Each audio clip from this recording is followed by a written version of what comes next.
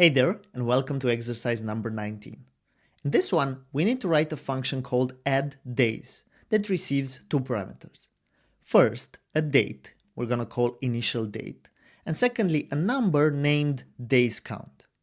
The function needs to return a new date created by adding daysCount days to our initial date.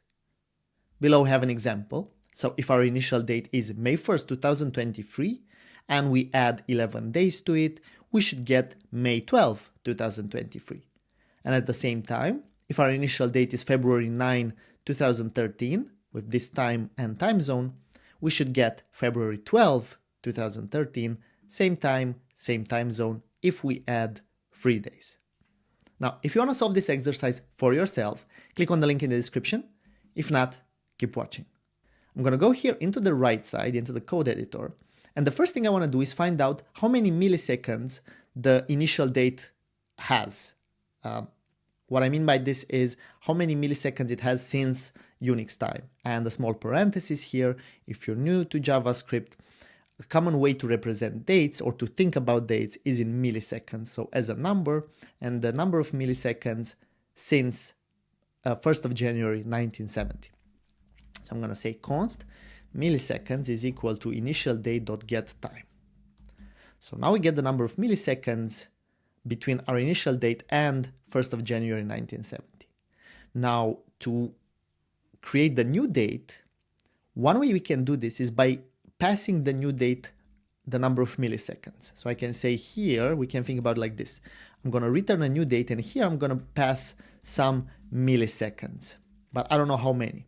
Well, to find out, I'm going to take the number of milliseconds of our initial date, and I'm going to add the number of milliseconds that these amount of days represent. So for this, I'm going to say const milliseconds in a day is equal to 24 hours times 60 minutes times 60 seconds times 1,000. So there's the number of milliseconds in a day.